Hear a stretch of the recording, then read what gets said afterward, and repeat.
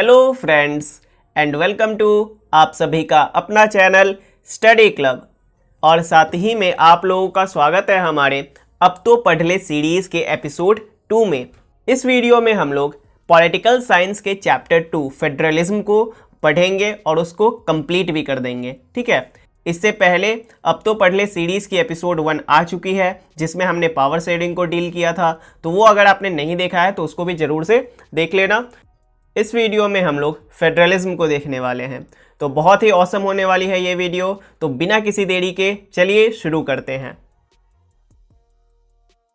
सबसे पहले हमें फेडरलिज्म होता क्या है ये समझना है, ठीक है, क्योंकि हमारे चैप्टर का नाम ही फेडरलिज्म है, तो आखिर ये फेडरलिज्म होता क्या है ये समझना है। ठीक है, फेडरलिज्म क्या है? एक सिस्टम ऑफ गवर्नमेंट है, ठीक है, जिसमें कि पावर मीन्स पॉलिटिकल पावर जो है वो डिवाइडेड होती है बिटवीन अ सेंट्रल अथॉरिटी, ठीक है, and the various constituent units. ठीक है, एक कंट्री की सेंट्रल अथॉरिटी और कुछ कॉन्स्टिट्यूएंट यूनिट्स के बीच जब पावर को डिवाइड कर दिया जाता है, ठीक है, तो उस केस में जो सिस्टम ऑफ गवर्नमेंट सामने आता है उस पूरे सिस्टम ऑफ गवर्नमेंट को कहा जाता है फेडरलिज्म। ठीक है, अब हमें कौन कौन से टाइप्स के फेडरलिज्म होते हैं, ठीक है, उनको समझना है और फिर ये देखना है कि हमारा कंट्री फेडरलिज्म को फॉलो करता है या नहीं करता है, और अगर करता भी है तो वो कौन कौन सी बातें हैं जो कि हमारे कंट्री को फेडरल कंट्री बनाती है। ठीक है, ओवरऑल चैप्टर में हम लोग इन्हीं बातों को समझेंगे। अब आता है फीचर्स ऑफ फेडरलिज्म। ठीक है, फेडरलिज्म की क्या क्या फीचर्स है।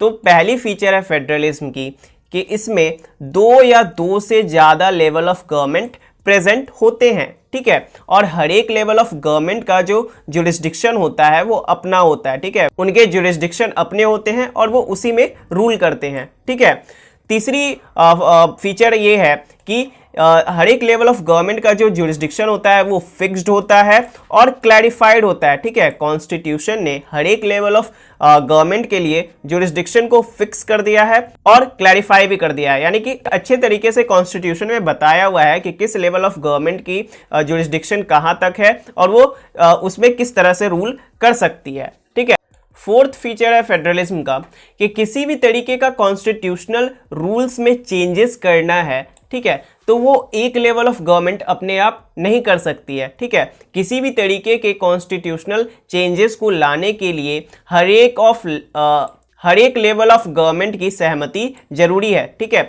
हर एक लेवल ऑफ गवर्नमेंट जब सहमति देंगे तभी कोई कॉन्स्टिट्यूशनल रूल्स में चेंजेस आ सकते हैं। ठीक है, फिफ्थ जो है फीचर वो ये है कि कोर्ट्स जो है वो कॉन्स्टिट्यूशन को इंटरप्रेट करते हैं। ठीक है, इंटरप्रेट करने का मतलब क्या हुआ? कॉन्स्टिट्यूशन में बहुत बार ऐसा होता है कि ऐसी बातें लिखी होती हैं जो कि नॉर्मल पॉलिटिशियंस को समझ में नहीं आता है। ठीक है, तो उनको समझाने का काम कोर्ट्स करती है। ठीक है, कोर्ट्स जो मतलब निकालेंगी कॉन्स्टिट्यूशन में जो भी चीज़ लिखा हुआ है वही पॉलिटिशियंस, वही लीडर्स और वही देश के सभी लोगों को मानना पड़ता है। ठीक है, फेडरलिज्म में और कोर्ट्स और क्या करती हैं? कन्फ्लिक्ट्स को सॉल्व करती है। ठीक है, झगड़े सुलझाने का काम कौन करती है?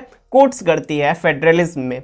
ठीक है, सिक्स्थ फीचर है सोर्सेस ऑफ रेवेन्यू जो होता है वो स्पेसिफाइड होता है, यानी कि हर एक लेवल ऑफ गवर्नमेंट की जो सोर्सेस ऑफ रेवेन्यू है वो कहाँ से आएगी, ठीक है, और कितनी आएगी, ये चीज़ कॉन्स्टिट्यूशन के द्वारा स्पेसिफाई किया हुआ है। ठीक है, और फाइनल फीचर ये है फेडरलिज्म का कि इसका डुअल ऑब्जेक्टिव होता है। फेडरलिज्म का जो है वो दो ऑब्जेक्टिव होता है, एक तो सेफगार्ड और दूसरा प्रोमोट यूनिटी। जो भी कंट्रीज फेडरलिज्म को फॉलो करती हैं वो बेसिकली दो पर्पस से करती हैं, एक तो अपने आप को सेफगार्ड करने के लिए, अपने आप को महफूज रखने के लिए, अपने आप को बाहर से होने वाले जितने भी अटैक्स वगैरह है उनसे बचने के लिए। ठीक है, और दूसरा यूनिटी को प्रमोट करने के लिए। ठीक है, तो ये कुछ फीचर्स है फेडरलिज्म के, बहुत ही इजी है। ठीक है, आपको कोई भी दिक्कत नहीं होना चाहिए इसमें। चलिए आगे चलते हैं। टाइप्स ऑफ फेडरलिज्म, दो तरह की फेडरलिज्म होती है, कमिंग टुगेदर फेडरेशन और होल्डिंग टुगेदर फेडरेशन। ये क्या होता है ये अभी तुरंत हम लोग समझेंगे, बट कमिंग टुगेदर फेडरेशन को फॉलो करने वाले जो कंट्रीज़ है उसके एग्जाम्पल में आपका पहला है यूएसए, ठीक है, उसके बाद है स्विट्ज़रलैंड और उसके बाद है ऑस्ट्रेलिया, ठीक है। ये 3 कंट्रीज़ जो है वो कमिंग टुगेदर फेडरेशन को फॉलो करती है। और भी कंट्रीज़ है बट यहाँ पे एग्जाम्पल मैंने आपको 3 ही दिया है, ठीक है, और आप चाहो तो खुद से ढूंढ सकते हो। होल्डिंग टुगेदर फेडरेशन को फॉलो करने वाला इंडिया है, ठीक है, बेल्जियम है और स्पेन है, ठीक है। सबसे पहले देखते हैं कमिंग टुगेदर फेडरेशन को। कमिंग टुगेदर फेडरेशन में क्या होता है, इंडिपेंडेंट स्टेट्स एक साथ आ जाते हैं और बिगर यूनिट फॉर्म कर लेते हैं, ठीक है। अलग अलग इंडिपेंडेंट स्टेट्स एक साथ आकर के बिगर यूनिट फॉर्म कर लेते हैं कमिंग टुगेदर फेडरेशन में, ठीक है। इससे क्या होता है, उनकी सिक्योरिटी जो है वो बढ़ जाती है, ठीक है।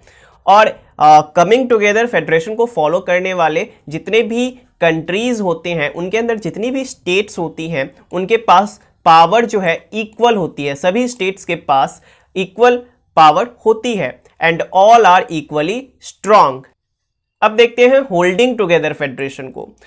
होल्डिंग टुगेदर फेडरेशन में क्या होता है, लार्ज कंट्रीज अपने पावर को डिवाइड कर देती है among various constituent units.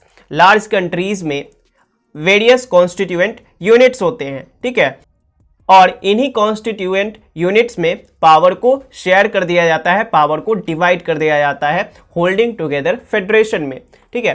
Holding together federation में more than 1 level of government present होती है, ठीक है। ये चीज आपका कमिंग टुगेदर फेडरेशन के लिए भी ट्रू है। कमिंग टुगेदर फेडरेशन में भी more than 1 level of government present होती है, ठीक है, और जनरली उनको सेंट्रल और स्टेट गवर्नमेंट कहा जाता है, ठीक है। होल्डिंग टुगेदर फेडरेशन में क्या होता है, central government seems to be more powerful, ठीक है, सेंट्रल गवर्नमेंट ज्यादा पावरफुल देखने में लगता है होल्डिंग टुगेदर फेडरेशन में, ठीक है।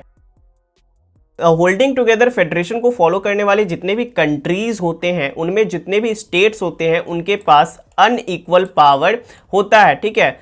सारे स्टेट्स के पास अलग अलग पावर होता है, ठीक है। तो ये कुछ डिफरेंस है जो कि आप समझ सकते हो कमिंग टुगेदर फेडरेशन और होल्डिंग टुगेदर फेडरेशन में, ठीक है। अब हमें डिफरेंस देखना है between unitary government and federal government, ठीक है। फेडरल गवर्नमेंट आप थोड़ा थोड़ा समझ गए होंगे, फेडरलिज्म अभी मैंने आपको बताया, ठीक है। जो गवर्नमेंट फेडरलिज्म को फॉलो करती है उन्हीं को फेडरल गवर्नमेंट कहते हैं, ठीक है। तो फेडरलिज्म बेसिकली एक सिस्टम ऑफ गवर्नमेंट है, उसी तरीके से यूनिटरी गवर्नमेंट भी एक तरह की सिस्टम ऑफ गवर्नमेंट है, ठीक है। तो दोनों में क्या डिफरेंस होता है ये थोड़ा सा हमें जानना है। तो यूनिटरी गवर्नमेंट में जो होते हैं सिर्फ 1 लेवल ऑफ गवर्नमेंट प्रेजेंट होते हैं, ठीक है। जनरली यूनिटरी गवर्नमेंट में सिर्फ 1 लेवल ऑफ गवर्नमेंट प्रेजेंट होते हैं, बट कभी कभी जो है इसमें स्टेट लेवल गवर्नमेंट भी प्रेजेंट होती है, यानी कि more than 1 level of government भी प्रेजेंट होती है जिसके के अंदर स्टेट लेवल गवर्नमेंट होती है, ठीक है। बट मैक्सिमम केस में यूनिटरी गवर्नमेंट के अंदर में 1 level of government he present होती है, ठीक है। अगर स्टेट गवर्नमेंट होगी भी तो वो कंट्रोल की जाती है सेंट्रल गवर्नमेंट के द्वारा, ठीक है। यूनिटरी गवर्नमेंट में स्टेट गवर्नमेंट सेंट्रल गवर्नमेंट के द्वारा कंट्रोल की जाती है, जिसकी वजह से स्टेट गवर्नमेंट्स के पास अपनी कोई भी पावर नहीं होती है। तो यूनिटरी गवर्नमेंट में स्टेट गवर्नमेंट्स अगर होगी भी तो वो सेंट्रल गवर्नमेंट के द्वारा कंट्रोल की जाएगी और उनके पास कोई भी अपना पावर नहीं होगा। वहीं पे फेडरलिज्म में हमने देखा कि more than 1 level of government present होते हैं, ठीक है। और जब more than 1 level of government होगा, ठीक है, तो हमेशा ही स्टेट गवर्नमेंट का प्रेजेंस होगा, ठीक है। यानी कि फेडरलिज्म में हमेशा ही स्टेट गवर्नमेंट प्रेजेंट होता है और फेडरलिज्म के अंदर या फिर फेडरल गवर्नमेंट के अंदर स्टेट गवर्नमेंट्स कंट्रोल नहीं की जाती है बाय सेंट्रल गवर्नमेंट, ठीक है। और स्टेट गवर्नमेंट्स के पास अपनी पावर होती है फेडरलिज्म में, ठीक है। तो ये डिफरेंस है यूनिटरी गवर्नमेंट और फेडरल गवर्नमेंट के बीच। होप आपको क्लियर हो गया होगा, बहुत ही इजी है, बहुत ही सिंपल है। अब आता है what makes India a federal country, ठीक है। तो अभी तक हमने ये जान लिया कि फेडरलिज्म क्या होती है, ठीक है, और टाइप्स ऑफ फेडरलिज्म भी क्या क्या होते हैं ये भी हमने जान लिया। अब जो है हमें ये जानना है कि क्या हमारा कंट्री फेडरलिज्म को फॉलो करता है या नहीं करता है, और करता भी है तो क्या वो चीज़ है जो कि हमारे कंट्री को फेडरल कंट्री बनाता है, ठीक है। तो अभी हमने थोड़ी देर पहले होल्डिंग टुगेदर फेडरेशन के एग्जाम्पल्स के अंदर इंडिया को देखा, ठीक है। तो इसका मतलब ये है कि इंडिया फेडरलिज्म को फॉलो करता है, तभी तो वो उसके एग्जाम्पल में है ना, ठीक है। तो हमारा कंट्री फेडरलिज्म को फॉलो करता है या नहीं करता है, तो इसका आंसर है यस, हमारी कंट्री जो है फेडरलिज्म को फॉलो करती है। तो अब करती है तो क्या वो चीज़ है जो कि हमारे कंट्री को फेडरल कंट्री बनाती है। तो सबसे पहले इंडिपेंडेंस के बाद क्या हुआ, अलग अलग प्रिंसली स्टेट्स जो हैं वो एक साथ आ गए और सबने मिलकर एक कंट्री फॉर्म कर लिया, ठीक है। इंडिपेंडेंस से पहले इंडिया था तो बट बटा हुआ था, ठीक है। सभी लोग जो है, सभी स्टेट्स जो है वो अपने आप को एक कंट्री का पार्ट नहीं मानते थे, सभी अपने आप को इंडिपेंडेंट मानते थे।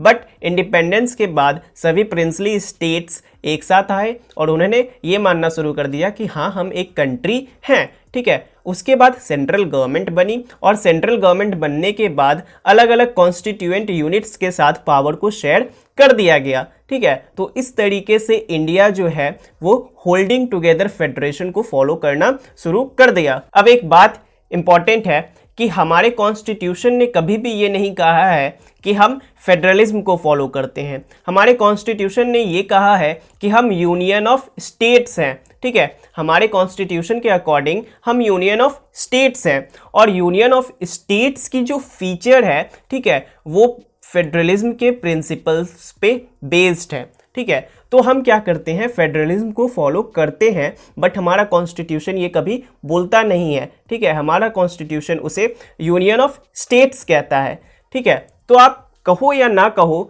जब आप एक सिस्टम ऑफ गवर्नमेंट को फॉलो कर रहे हो और उसका सारा का सारा फीचर मिलता है फेडरलिज्म के फीचर्स से, ठीक है, सारा का सारा प्रिंसिपल्स मिलता है फेडरलिज्म के प्रिंसिपल्स से, तो आप कह सकते हो कि यस हमारा कंट्री भी एक फेडरल कंट्री है, हमारा कंट्री भी फेडरलिज्म को फॉलो करता है, भले ही हमारा कॉन्स्टिट्यूशन उसे कुछ और नाम से बुलाए, ठीक है। दूसरी बात यह है कि हमारे कंट्री में अलग अलग टीयर्स ऑफ गवर्नमेंट जो है वो प्रेजेंट है, ठीक है। तो अलग अलग टीयर्स ऑफ गवर्नमेंट किस में प्रेजेंट होते हैं, फेडरलिज्म में प्रेजेंट होते हैं। तो ये चीज़ भी जो है वो बताता है हमें कि हमारा कंट्री फेडरलिज्म को फॉलो करता है। और वो 3 टीयर्स कौन कौन है गवर्नमेंट के, तो सेंट्रल गवर्नमेंट, स्टेट गवर्नमेंट और लोकल गवर्नमेंट, ठीक है। उसके बाद आता है हमारे हर एक टीयर के जो जुरिस्डिक्शन है वो सेपरेट है। तो हमने ये फीचर ऑफ फेडरलिज्म में भी पढ़ा था कि हर एक टीयर की जो जुरिस्डिक्शन होती है वो अलग अलग होती है और उसकी पावर और सोर्सेज ऑफ रेवेन्यू वगैरह और किस तरह से वो अपने आप को रूल करेगी, ये सब बताया हुआ होता है कॉन्स्टिट्यूशन में, ठीक है। तो वही चीज़ यहाँ भी होता है, ठीक है। यहाँ पर भी 3 तरह के लिस्ट हैं, union list, state list, concurrent list, जिसमें कि अलग अलग सब्जेक्ट्स लिखे हुए हैं जिस पे कि जो अलग अलग गवर्नमेंट है, अलग अलग लेवल ऑफ गवर्नमेंट जो है उस पर रूल रेगुलेशन उसके बारे में डिसीजन ले सकती है, ठीक है। तो इस तरह से लिस्ट बना करके जो जुरिस्डिक्शन है या फिर जो अलग अलग मैटर्स है, जो अलग अलग सब्जेक्ट्स है, उनको स्पेसिफाई कर दिया गया है कॉन्स्टिट्यूशन के द्वारा कि इस मैटर पे ये टीयर ऑफ गवर्नमेंट जो है, ये लेवल ऑफ गवर्नमेंट जो है रूल्स बना सकती है, ठीक है। तो यूनियन लिस्ट के अंदर ऐसे सब्जेक्ट्स हैं, ठीक है, जो कि नेशनल इंटरेस्ट के होते हैं, ठीक है, जिनके बारे में डिसीजन जो है वो यूनियन गवर्नमेंट लेती है, ठीक है। इसके अंदर आपका डिफेंस आता है, फॉरेन अफेयर्स आता है, बैंकिंग आता है, ठीक है, और भी बहुत कुछ आते हैं। स्टेट लिस्ट में ऐसे सब्जेक्ट्स होते हैं जो कि स्टेट या फिर लोकल इंटरेस्ट के होते हैं, ठीक है। और इसके लिए डिसीजन कौन लेती है, तो स्टेट गवर्नमेंट इसके लिए डिसीजन लेती है। इसके अंदर पुलिस आता है, ट्रेड आता है, एग्रीकल्चर आता है और भी आता है, ठीक है। उसके बाद कॉन्करेंट लिस्ट आता है जिसके अंदर ऐसे सब्जेक्ट्स आते हैं जो कि नेशनल इंटरेस्ट के भी होते हैं और स्टेट इंटरेस्ट के भी होते हैं, ठीक है। और इसके लिए जो डिसीजन है वो दोनों गवर्नमेंट लेते हैं, ठीक है। इसमें कौन कौन से एग्जाम्पल हो गया आपके, एजुकेशन हो गया, फॉरेस्ट हो गया, मैरिज हो गया और भी बहुत कुछ हो गया, ठीक है। तो ये 3 मेजर लिस्ट हैं। इसके बाद एक और नया लिस्ट बनाया गया है, वो है रेसिड्यूरी लिस्ट। रेसिड्यूरी लिस्ट इसलिए बनाया गया क्योंकि बहुत सारे नए नए सब्जेक्ट्स भी अब आते जा रहे हैं, ठीक है। तो उन नए सब्जेक्ट्स को रेसिड्यूरी लिस्ट में डाला जाता है, ठीक है। तो ऐसे सब्जेक्ट्स जो कि तीनों ही लिस्ट में नहीं हैं बट वे न्यूली फॉर्म होकर आए हैं, उन सब्जेक्ट्स को रेसिडुअरी लिस्ट में डाला गया है और उन पे जो डिसीजन लेता है वो यूनियन गवर्नमेंट लेता है। ठीक है, जैसे कि आपका कंप्यूटर सॉफ्टवेयर हो गया एग्जाम्पल, इसके रिगार्डिंग जो भी डिसीजन होगा, जो भी रूल रेगुलेशन होगा वो यूनियन गवर्नमेंट बनाएगी। ठीक है, अभी थोड़ी देर पहले आपने होल्डिंग टुगेदर फेडरेशन में एक बात पढ़ा कि होल्डिंग टुगेदर फेडरेशन को फॉलो करने वाले जितने भी कंट्रीज होते हैं, उनके जो स्टेट्स होते हैं, उनके पास अनइक्वल पावर होता है। तो उसी के सिमिलर यहाँ पर भी इंडिया में भी कुछ ऐसे स्टेट्स हैं जो कि स्पेशल पावर को एंजॉय करते हैं। ठीक है, अब कुछ स्टेट्स के पास स्पेशल पावर होना और किसी के पास ना होना, ये चीज़ का मतलब क्या हुआ कि यहाँ के स्टेट्स के बीच अनइक्वल पावर है। ठीक है, तो ये चीज़ भी हमें दिखाता है और इस चीज़ को प्रूव करता है कि हमारा कंट्री जो है वो होल्डिंग टुगेदर फेडरेशन को फॉलो करता है। हमारा कंट्री एक फेडरल कंट्री है। एग्जाम्पल में है आपका जम्मू एंड कश्मीर। जम्मू एंड कश्मीर एक ऐसा स्टेट है जो कि आपका स्पेशल पावर को एंजॉय करता है और उसी तरीके से कुछ यूनियन टेरिटरीज भी हैं जो कि स्पेशल पावर को एंजॉय करते हैं। अगला पॉइंट है जो कि इंडिया को फेडरल कंट्री बनाता है, वो ये है कि इंडिया में पावर शेयरिंग अरेंजमेंट को चेंज करना इजी नहीं है। ठीक है, इंडिया में पावर शेयरिंग अरेंजमेंट को करना बहुत ही डिफिकल्ट है। किसी भी तरीके के चेंजेस को लाने के लिए पहली बात उस चेंज को 2 स्टेप से गुजरना पड़ेगा और उसके बाद ही वो चेंज आ पाएगा। पहले उस चेंज को दोनों हाउसेस ऑफ पार्लियामेंट से एटलीस्ट 2/3 मेजॉरिटी के साथ पास होना पड़ेगा और उसके बाद भी जितने टोटल स्टेट्स हैं उनके करीब हाफ लेजिस्लेचर से भी उस चेंज को पास होना पड़ेगा, तभी जाकर के वो चेंज जो है आ पाएगा। ठीक है, पावर शेयरिंग अरेंजमेंट में ये दोनों स्टेप कंप्लीट करने के बाद ही वो चेंज जो है आ सकता है। तो ये एक पॉइंट भी इम्पॉर्टेंट है जो कि हमारे कंट्री को फेडरल कंट्री बनाता है। और उसके बाद है कोर्ट्स जो है वो कॉन्स्टिट्यूशनल प्रोविजंस को इंटरप्रेट करते हैं और जो भी डिस्प्यूट्स, जो भी झगड़े होते हैं किसी भी पॉलिटिकल पार्टीज के बीच या फिर किसी भी कंट्री के लोगों के बीच, ठीक है, उनको सेटल करने का काम करती है। तो हमने फीचर ऑफ फेडरलिज्म में भी पढ़ा कि जो है फेडरलिज्म में courts constitutional laws, constitutional provisions, constitutional rules को इंटरप्रेट करने का काम करती है। ठीक है, और झगड़े सुलझाने का काम करती है। तो वैसा ही इंडिया में भी होता है। ठीक है, तो जो फीचर्स हमने फेडरलिज्म के पढ़े वही फीचर्स हमें इंडिया के गवर्नमेंट के सिस्टम में भी देखने को मिलती है। तो यही सारे पॉइंट्स हैं जो कि इंडिया को क्या बनाते हैं, फेडरल कंट्री बनाते हैं। सो आई होप कि ये टॉपिक जो है आपको बहुत ही अच्छे तरीके से क्लियर हो गया होगा। अब आगे चलते हैं और देखते हैं कि इंडिया में किस तरीके से अभी तक फेडरलिज्म प्रैक्टिस होती हुई आ रही है। ठीक है, ये भी काफ़ी ज़्यादा अच्छी टॉपिक है और काफ़ी ज़्यादा इंपॉर्टेंट है, बहुत ही मज़ा आएगा समझने में। How is federalism practised? इसके अंदर आपको 3 चीज़ समझना है। ठीक है, तीनों बहुत ही सिंपल है और जितना मैं आपको बताऊंगा उतना ही इंपॉर्टेंट है, उससे ज़्यादा आपको समझने की ज़रूरत नहीं है। ठीक है, तो सबसे पहला हमारा आता है लिंग्विस्टिक स्टेट्स। लिंग्विस्टिक स्टेट्स के अंदर क्या हुआ? Old state vanished, new states formed. बहुत सारे ओल्ड स्टेट्स को हटा करके उनके जगह पे नए स्टेट्स को बनाया गया। ठीक है, एरियाज, बाउंड्रीज और नेम्स जो है स्टेट्स के उनको चेंज किया गया। ठीक है, नंबर ऑफ स्टेट्स जो है वो लिंग्विस्टिक बेसिस पे भी फॉर्म किए गए। मतलब बहुत सारे ऐसे स्टेट्स हैं जिनको कि लैंग्वेज के बेसिस पे बनाया गया। ठीक है, उन्हीं स्टेट्स को लिंग्विस्टिक स्टेट्स कहा गया। ठीक है, अब ऐसा करने का पर्पस ये था कि सेम लैंग्वेज स्पीकिंग ग्रुप जो है वो सेम स्टेट्स में रह सके। ठीक है, इसका अपना ही फायदा है। सेम लैंग्वेज स्पीकिंग ग्रुप अगर सेम स्टेट में रहेंगे तो अलग अलग लैंग्वेज स्पीकिंग ग्रुप्स के बीच किसी भी तरीके का कंफ्यूजन नहीं रहेगा लैंग्वेज को लेकर के। ठीक है, सब अपने अपने रीजन में रह पाएंगे और इससे जो है पीस और हार्मनी भी अलग अलग लैंग्वेज बोलने वाले लोगों के बीच मेंटेन रहेंगी। ठीक है, तो इसलिए इसको किया गया।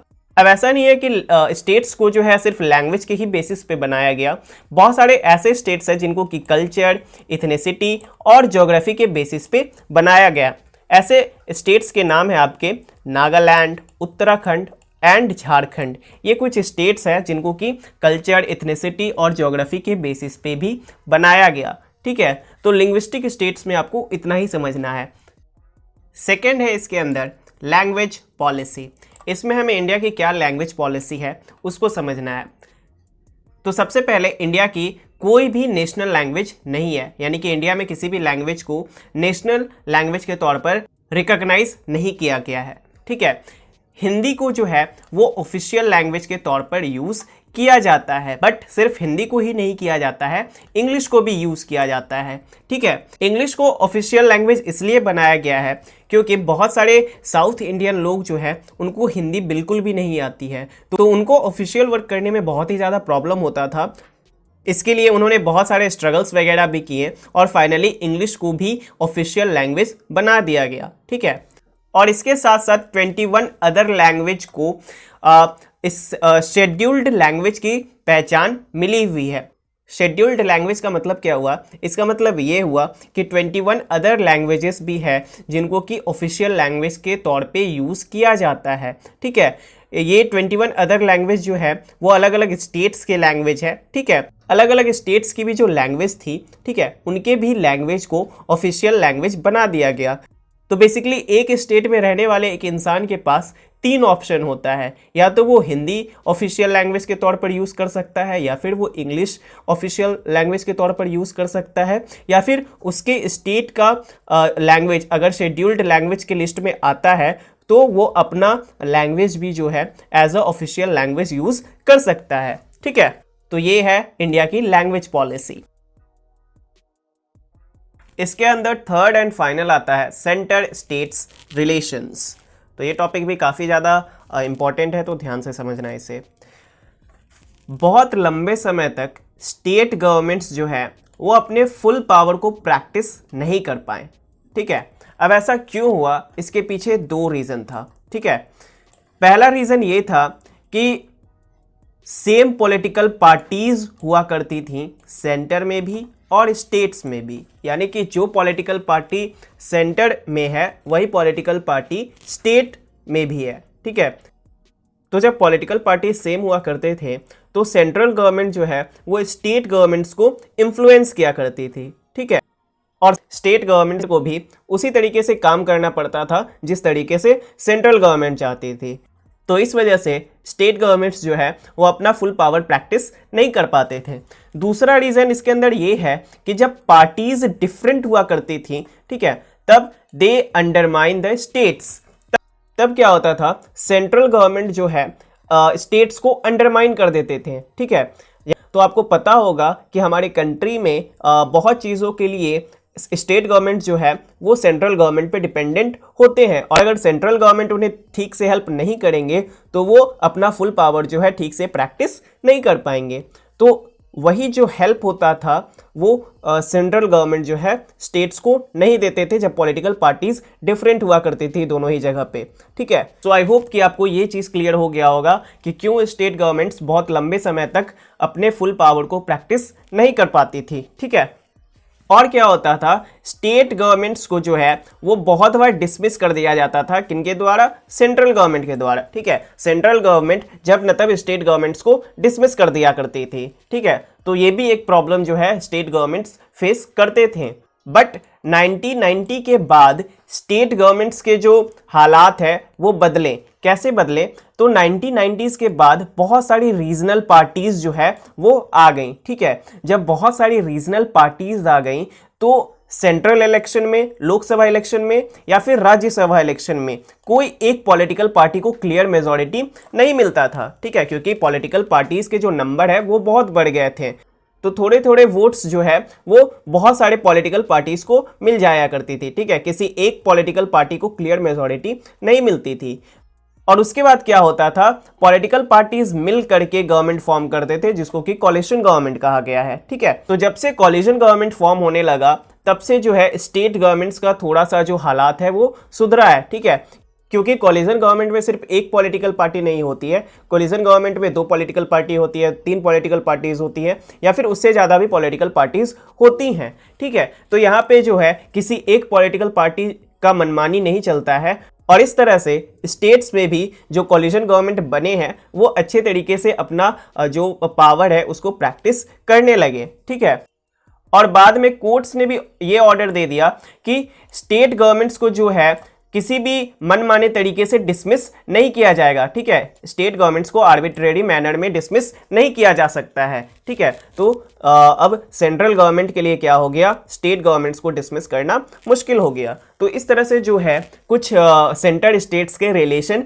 रहे हैं अभी तक। ठीक है, तो आप यहाँ पे समझ सकते हो कि पहले सेंटर और स्टेट्स के बीच में कैसे रिलेशन थे और अब जो है किस तरह से रिलेशन में चेंजेस आए हैं। आई होप कि ये आपको क्लियर हो गया होगा। डिसेंट्रलाइजेशन ऑफ पावर, जब कुछ पॉलिटिकल पावर को सेंट्रल गवर्नमेंट से ले लिया जाता है और उसे दे दिया जाता है टू लोकल गवर्नमेंट। ठीक है, जब कुछ पॉलिटिकल पावर को सेंट्रल गवर्नमेंट से ले करके उसे दे दिया जाता है लोकल गवर्नमेंट्स को, तब इसी चीज को कहा जाता है डिसेंट्रलाइजेशन ऑफ पावर। ठीक है, डिसेंट्रलाइजेशन के कारण ही हमारे पास जो लोकल गवर्नमेंट प्रेजेंट है, पंचायती राज और म्युनिसिपल कॉरपोरेशंस वगैरह, ये फॉर्म हुए हैं। रीजंस ऑफ डिसेंट्रलाइजेशन, इसमें पहला रीजन है आपका कि कुछ प्रॉब्लम्स जो होते हैं वो लोकल लेवल पे ही बेस्ट तरीके से सेटल किए जा सकते हैं। उन प्रॉब्लम्स को सेटल करने के लिए, सॉल्व करने के लिए स्टेट गवर्नमेंट या फिर सेंट्रल गवर्नमेंट के पास जाने की ज़रूरत नहीं होती है।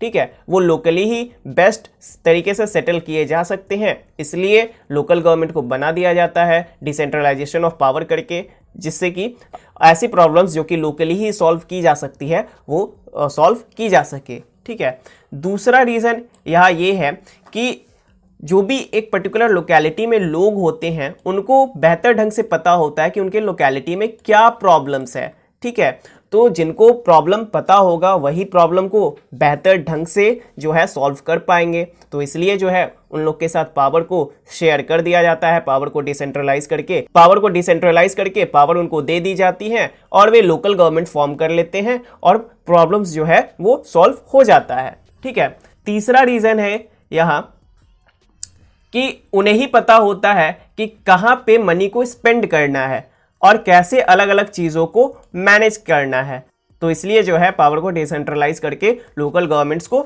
बना दिया जाता है। और फोर्थ रीज़न जो है वो बहुत ही अच्छा रीज़न है। लोकल गवर्नमेंट बनने से क्या होता है, लोकल लोगों के पास ये फैसिलिटी आ जाती है कि वो डायरेक्ट पार्टिसिपेट कर सकते हैं डिसीजन मेकिंग में। पावर को डिसेंट्रलाइज करने के बाद जो लोकल गवर्नमेंट बनता है उसके पार्ट कौन होते हैं, लोकल पीपल होते हैं। लोकल पीपल गवर्नमेंट में आ गए। ठीक है, और डेमोक्रेसी का ट्रू मीनिंग भी क्या है कि लोग खुद को गवर्न कर सके, लोग खुद के लिए डिसीजन बना सके। ठीक है, तो लोकल गवर्नमेंट्स जो है वो डायरेक्ट पार्टिसिपेशन जो है लोगों का वो इनेबल करता है in decision making. Local government बनने के कारण ही, पावर के डिसेंट्रलाइज करने के कारण ही लोकल लोग, नॉर्मल लोग डिसीजन मेकिंग का हिस्सा बन पाते हैं। आई होप कि ये चारों रीजंस आपको अच्छे से क्लियर हो गए होंगे। Problems faced by local governments, तो देखो लोकल गवर्नमेंट बने क्यों, लोकल गवर्नमेंट्स की ज़रूरत क्यों पड़ी, ये तो हमने जान लिया। लोकल गवर्नमेंट्स के बनने के बाद उन्हें बहुत सारे प्रॉब्लम्स को झेलना पड़ा। ठीक है, जैसे कि पहले क्या होता था, लोकल गवर्नमेंट्स को कंट्रोल किया जाता था बाय स्टेट गवर्नमेंट। ठीक है, स्टेट गवर्नमेंट्स जो है वो लोकल गवर्नमेंट को कंट्रोल किया करती थी। लोकल गवर्नमेंट्स के इलेक्शन जो है प्रॉपरली हेल्ड नहीं होते थे, यानी कि लोकल गवर्नमेंट्स के इलेक्शन जो है वो टाइम पे नहीं हुआ करते थे। लोकल गवर्नमेंट्स के पास पहले अपनी कोई पावर नहीं हुआ करती थी और ना ही उनके पास कोई अपने रिसोर्सेस हुआ करते थे। तो ये कुछ प्रॉब्लम्स है जो कि लोकल गवर्नमेंट्स पहले फेस किया करते थे।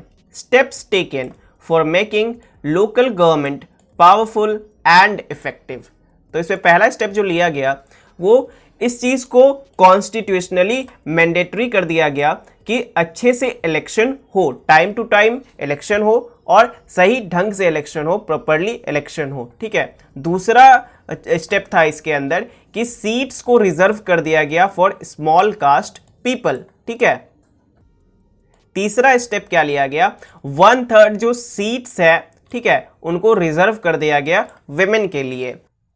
फोर्थ जो पॉइंट था लोकल गवर्नमेंट्स को पावरफुल एंड इफेक्टिव बनाने के लिए, वो ये था कि इलेक्शन कमीशन को इस्टेब्लिश किया गया to regulate local level government elections. ठीक है, और पांचवा जो स्टेप था वो ये था कि स्टेट गवर्नमेंट्स के लिए ये मैंडेटरी कर दिया गया था कि वो कुछ पावर को और कुछ रेवेन्यू को शेयर करे किनके साथ, लोकल बॉडीज के साथ, लोकल गवर्नमेंट के साथ। ठीक है, ताकि इससे उनके पास भी, लोकल गवर्नमेंट के पास भी अपना कुछ पावर और रेवेन्यू आ सके।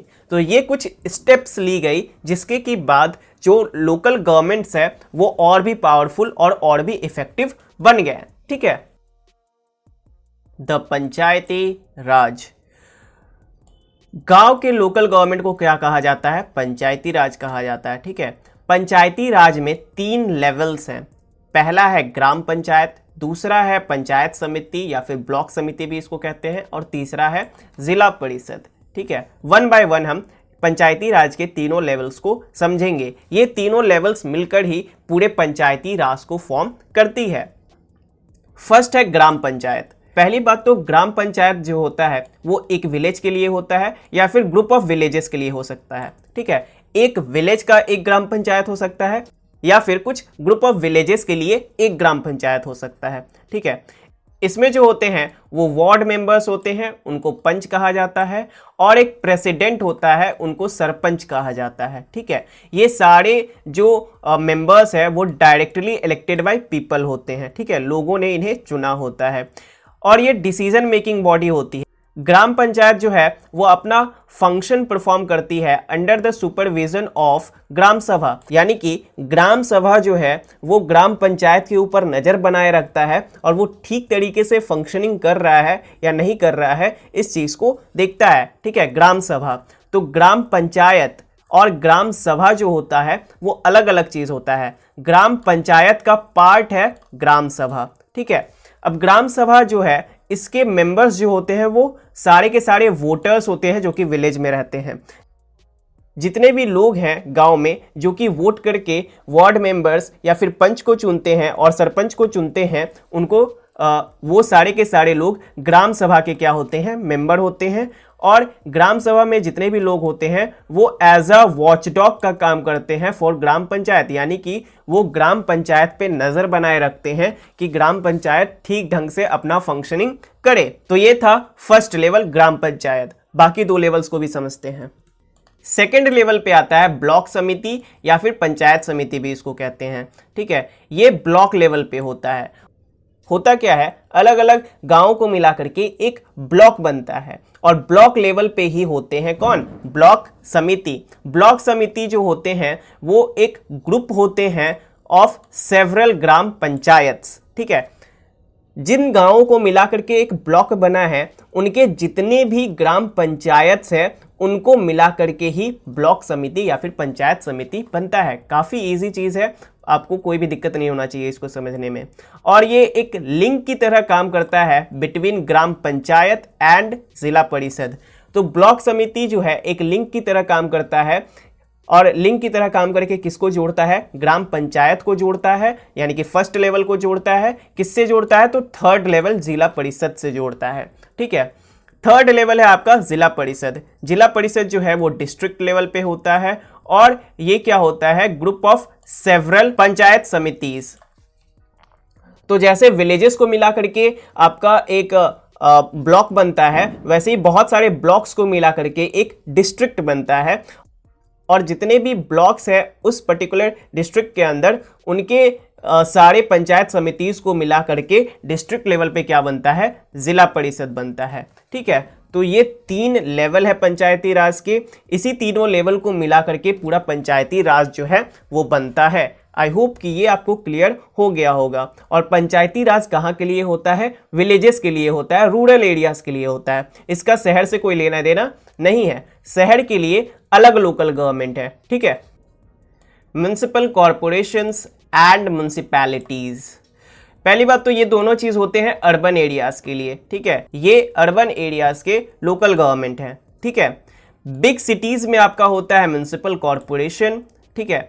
और इसके जो मेंबर्स होते हैं वो डायरेक्टली इलेक्टेड बाय पीपल होते हैं, ठीक है। यानी एक शहर में रहने वाले जितने भी लोग होते हैं वही जो है चूज करते हैं म्युनिसिपल कॉरपोरेशन के मेंबर्स को।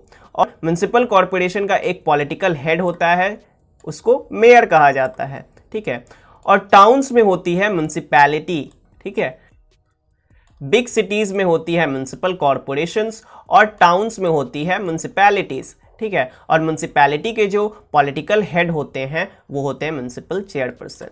तो बस म्युनिसिपैलिटीज और म्युनिसिपल कॉरपोरेशन में आपको इतना ही पढ़ना था। और ओवरऑल लोकल गवर्नमेंट में बस आपको रूरल वाला पढ़ना था और अर्बन वाला पढ़ना था, और होता भी यही दोनों ही है, ठीक है। अर्बन में होता है आपका म्युनिसिपल कॉरपोरेशंस एंड म्युनिसिपैलिटीज और रूरल में होता है आपका पंचायती राज, ठीक है। तो आई होप कि पूरा लोकल गवर्नमेंट आपको क्लियर हो गया होगा। और लोकल गवर्नमेंट बना कैसे? तो पावर को डिसेंट्रलाइज करके लोकल गवर्नमेंट बना। सो आई होप कि ओवरऑल सारी बातें आपको क्लियर हो गई होंगी। और इसी टॉपिक के साथ हमारा ये पूरा चैप्टर भी एंड होता है। सो आई होप कि ये पूरा चैप्टर भी आपको क्लियर हो गया होगा।